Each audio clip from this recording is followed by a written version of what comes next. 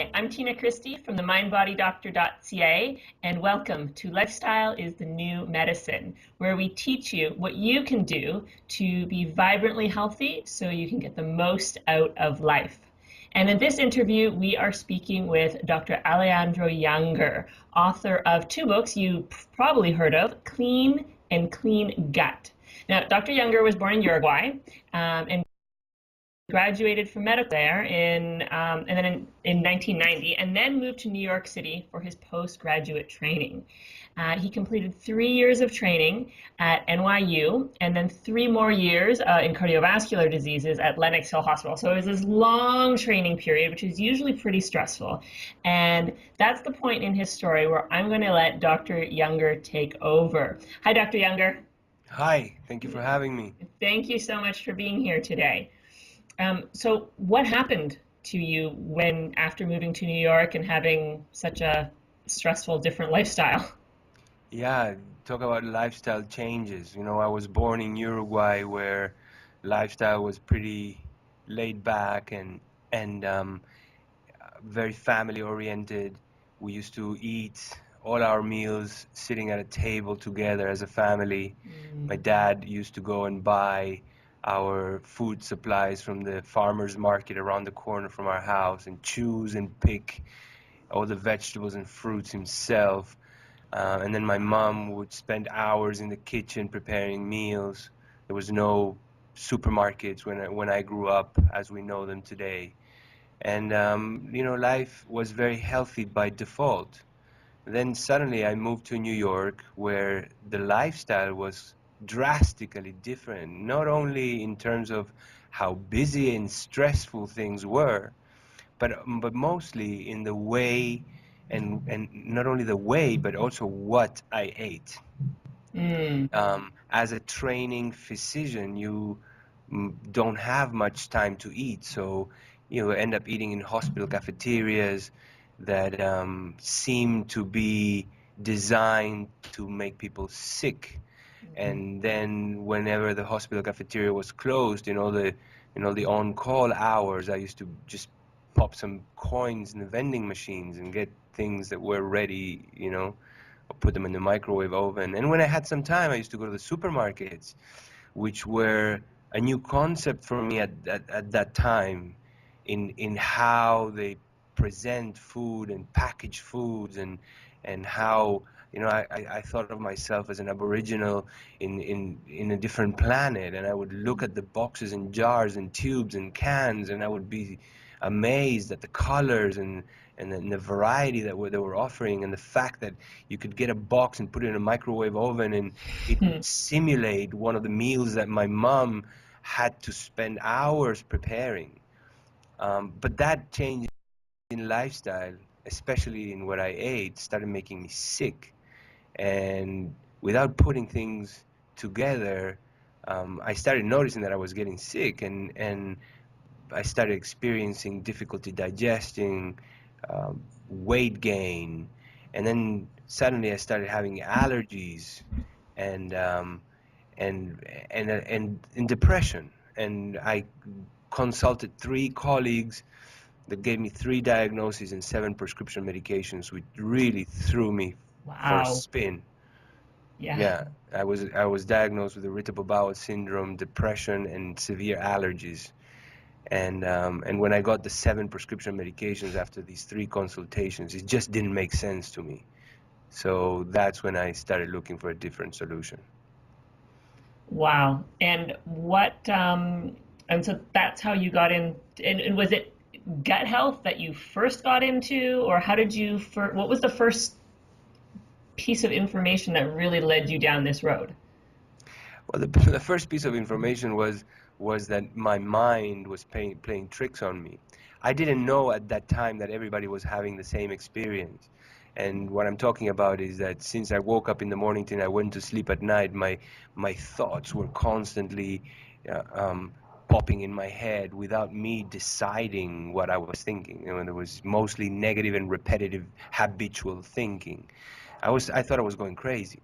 So I started looking for a solution to that, which led me into meditation, which led me into finishing my training as a cardiologist and taking off and going to India to live in an ashram, in a monastery of sorts, to learn meditation.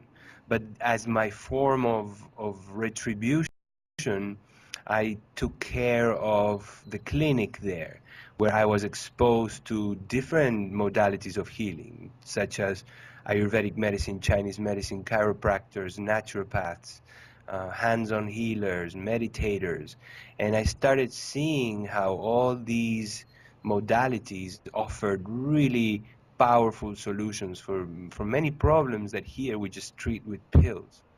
So that was my first exposure to what I know, or what I call now, integrative medicine, which I didn't have a title for at that time. I was just learning all these things and realizing that even though Western science, Western medicine has a lot of really good things, many of the chronic problems we're suffering from are not best approached by just stuffing people with pills to kill symptoms. And I mean, we could talk to you all day about all of the different things that you've learned and that you do with your patients. But in this interview, we're focusing on gut health. So let's jump to that now. What have you learned about how important it is to have a healthy gut? I talk about this in my book, Clean Gut. When I Mm. was a kid, I used to follow our gardener around, and I used to see that even though the problems in the plants and trees that he was addressing were in the leaves and the fruits and the flowers, he would never really spend too much time there. He would go directly to the roots of the tree or the plants and the soil around them. And in a way, we humans function in a similar manner to plants, which is, plants suck the nutrients they need from the soil through their roots and send them through the trunk into the leaves and flowers and fruits. We suck the nutrients we need from our soil, which is our food, and we send it through our arteries into our hair and skin and organs, right? Mm. Which are to the plant what leaves and flowers and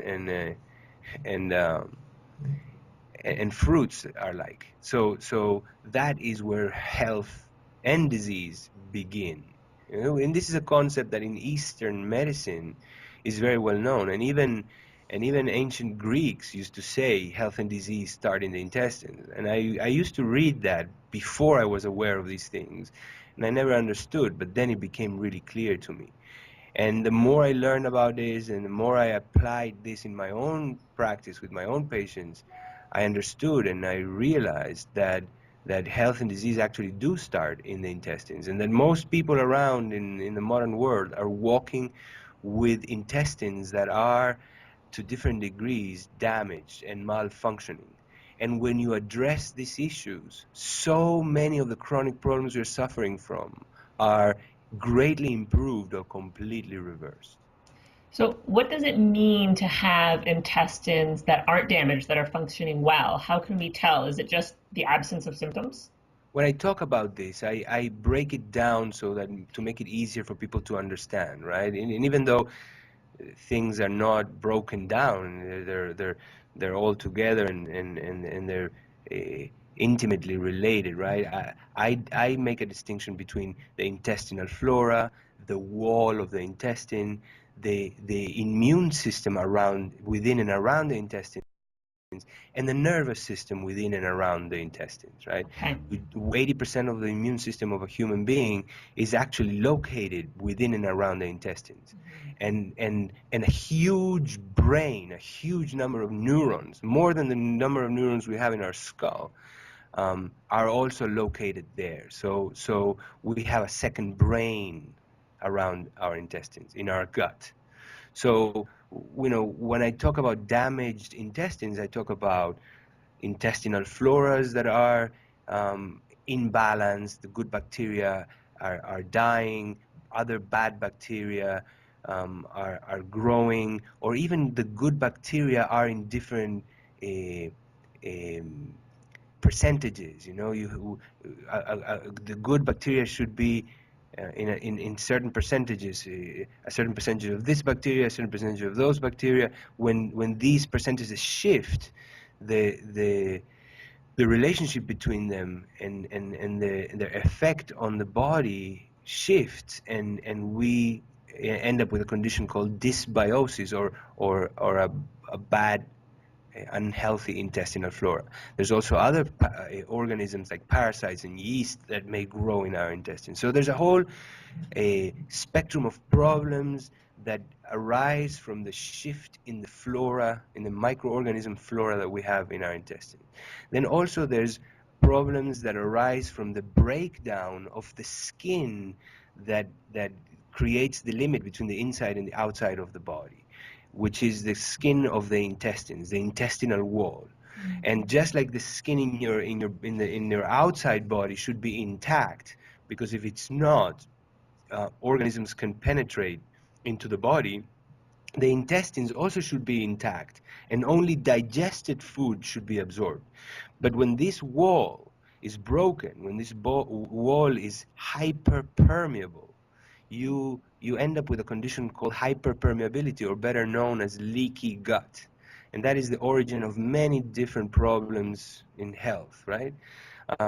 Other problems arise when there is a triggering or an alarm of the immune system. You know, when the immune system on the other side of the intestinal wall is starting to get exposed to the good bacteria, the bad bacteria, the parasites, the yeast, and also to undigested food, it starts triggering a lot of defense and survival mechanisms that end up as chronic diseases.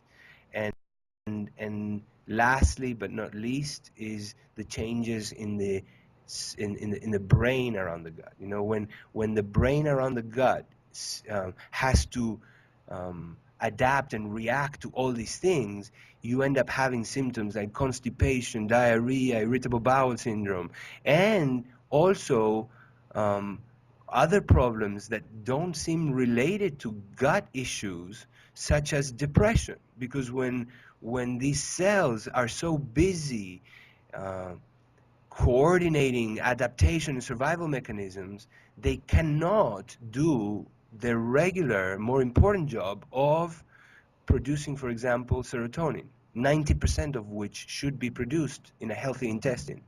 So that ends up causing problems like depression, irritable bowel syndrome, and other things that people are suffering from. Wow. So now you've got a great gut cleanse in your book, Clean Gut, and we're going to talk about that just a little bit later.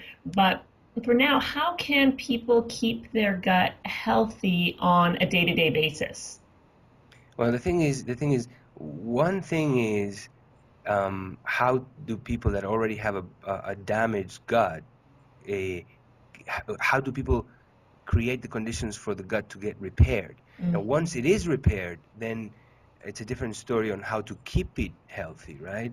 For most people, we're walking around with the malfunctioning and damaged guts, and that may take a different approach than what it means to just maintain things healthy. Okay. So there's a distinction there between repairing the gut and keeping it healthy.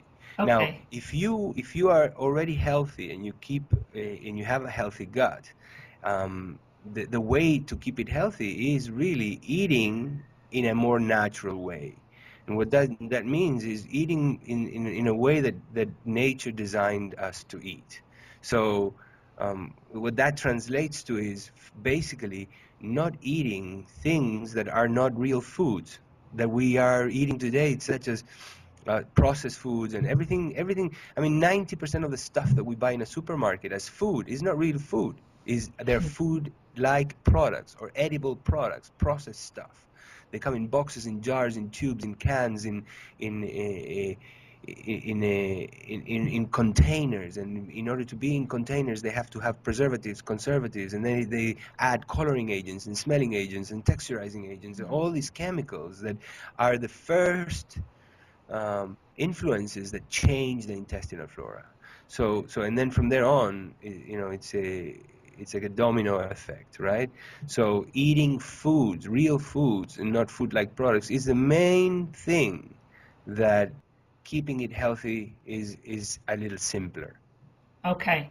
And what about, again, so the food and then probiotics? I know some people eat yogurt to try to get enough probiotics. Is that what you recommend, or do you recommend that everyone use a supplement in the maintenance phase? Well, there's a few things. We are only beginning to understand about gut bacteria and how to keep it healthy. And there's different approaches. Yeah, probiotic can help. Prebiotics are very important. You know, fiber is very important because that's what the good bacteria feed on. And making sure that you keep a good environment. So not eating acidifying foods and foods with chemicals that would kill them. But one more natural way of keeping your healthy intestines is eating fermented foods. Ah, and does yogurt count, or are you thinking more Yo sauerkraut? Yogurt is a fermented food, but there's an issue with dairy. You know, a lot of people are dairy intolerant, and dairy is also a food that causes acidity and um, you know, in my clinical experience, I find that when I take people off of dairy, a lot of their problems start improving or resolving. So I'm not a big fan of yogurt, you know, but you know, depends on which kind of yogurt also. If it's a yogurt from raw milk and from cows that have been pasture raised and without hormones and antibiotics, well, maybe that's a good thing. So, you know, you have to know what the source of the dairy that the yogurt is made with, how it is made, and then also how your body reacts to it. So it takes a little bit of trial and error and understanding how foods affect you personally. And do you have some favorite fermented or types of fermented foods that you use or that you recommend to your patients? Kimchi and sauerkraut and you know, the non-dairy yogurts or kefir or things like that, Mhm. kombucha. Yeah, there's a bunch of things that are really useful. Now, I know in your clean gut cleanse, one of the things that gets restricted a lot is the sugars or carbohydrates. So, on a maintenance diet, where does maintenance of good gut flora, good gut health fall into, carbohydrates and sugar? Where do they land in the maintenance plan? This is a very good question, and this is something that I'm still learning about. You know, when somebody comes and has evidence or even tests that show an overgrowth of yeast, then sugars become a big problem because that is what feeds the yeast, right? So for those people, restriction of sugars, even healthy sugars like fruit sugars, is important, and it takes a while to really get rid of yeast. Mm. So for that population, it is crucial to stay away from sugars, right? But if somebody has a healthy intestine that's working fine and there is no yeast overgrowth, good sugars are a good thing. So fruits are a good thing. Um, you got to know where you're standing and then act accordingly. And what about grains? Yeah, the question of grains is interesting. You know, when I started learning about the gut and getting more sophisticated in the concepts of the gut, I started understanding that grains irritate and they're difficult to digest, and I started taking them off. You know, in the Clean Gut book, the diet that I give is a little bit um, intense, drastic. I take away most grains, right? Mm. But in my practical uh, uh, experience with patients, I realized that the issue of grain is only important for those who have severe gut issues. So Mm. for most people, you know, grains or no grains don't make that huge of a difference that restricting them is absolutely necessary, because restricting grains for a lot of people makes life difficult. You know, not being able to eat brown rice or quinoa or other things makes it really difficult for people to complete a program. So I sacrifice certain things in order to give people more ability to complete and to be successful in their programs, right? When somebody has severe leaky gut and severe symptoms, then I do go to the more restrictive diets, like the diet that I talk about in the Clean Gut book. But for most people that I see, grains do not make that big of a difference. Even when they're, so I'm kind of jumping ahead just a little bit, even when they're doing the gut cleanse, do you leave a little bit more grains in for? Even when they're doing the gut cleanse, Ah, if the gut is not severely damaged, it doesn't make that big of a difference. oh, good. You know, so I sacrifice the little difference that it makes in terms of gut health for the bigger difference in terms of being able to complete the program. Right? Yes. If you restrict things too much, people end up saying, you know what, I can't do this. Okay, so now what about for people who do have more severe gut damage and they do need a cleanse and they really want to get to the other side of things where they can do maintenance? What does a good gut cleanse look like, or what's your approach? Well, it's in my book, you know. Yes. It's a very restrictive diet, basically no sugars whatsoever, no grains, and things like that. You know, I learned a lot of what I apply from the work of Donna Gates, and Mm. her work is really intense, and you know, her protocols are really intense. So that's what I write about in my book, in Clean Gut, and the program is really restrictive. So what I realize is that yeah, if you do have severe gut issues, the book is great, and the program is really, it really works. But a lot of people that don't have severe gut issues and just like the concept of repairing the gut fully, they enter this kind of program, and it's too restrictive for them that they end up not doing it. So where do you go from there with those kind of people? Like it's too restrictive, but they like the idea of optimizing. Yeah, so those people, I give them a less restrictive diet, which is the diet that I talk about in my other book, Clean, Ah, the detox kind of diet, which is basically, you know, it's still restrictive. You know, it's gluten-free, dairy-free, sugar-free, processed sugar-free, coffee-free, alcohol-free, and there's you know, a few other examples. So like fruits, like the grapefruit is not allowed, grapes are not allowed, strawberries are not allowed, oranges are not allowed.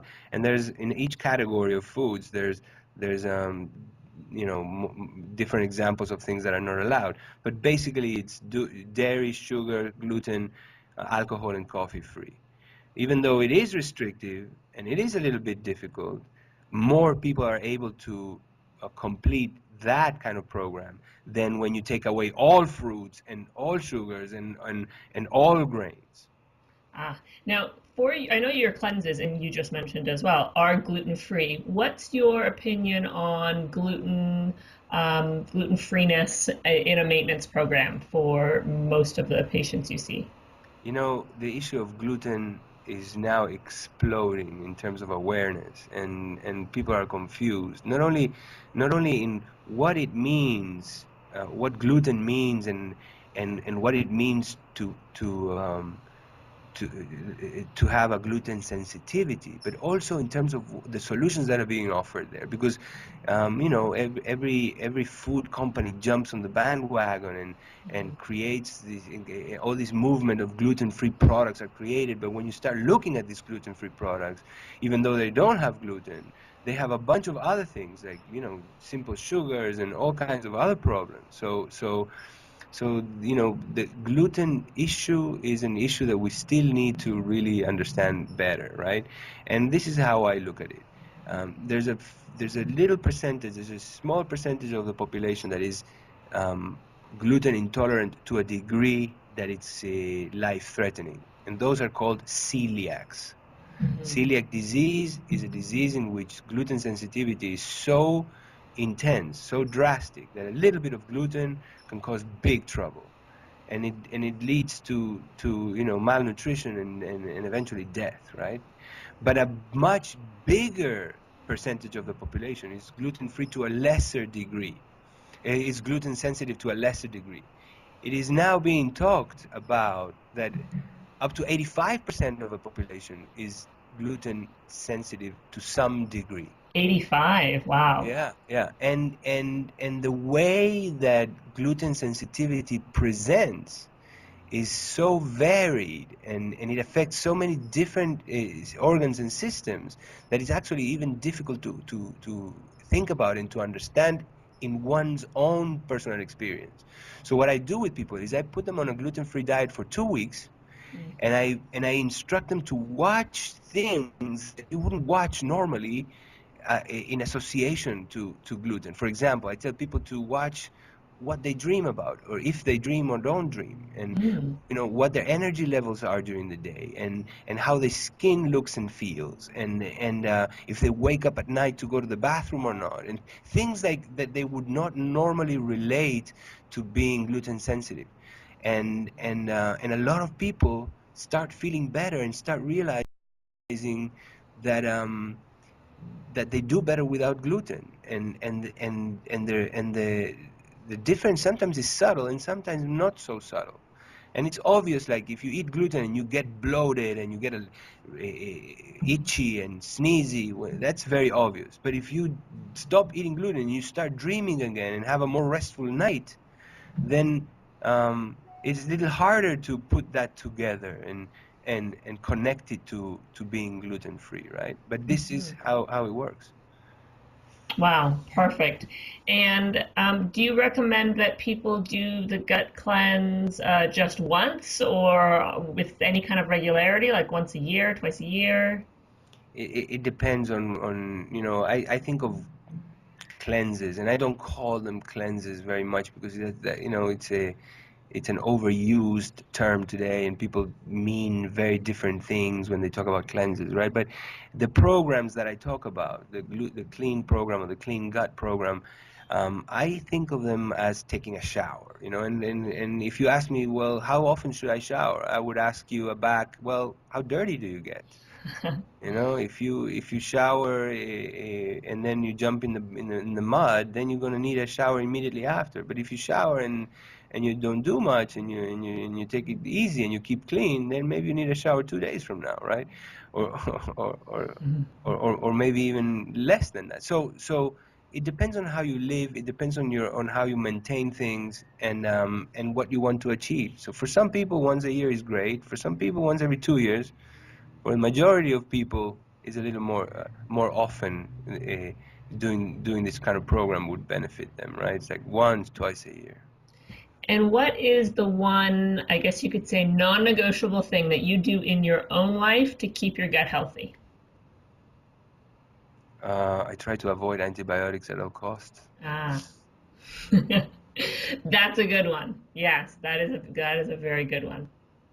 Well, thank you so much for being here with us today, Dr. Junger.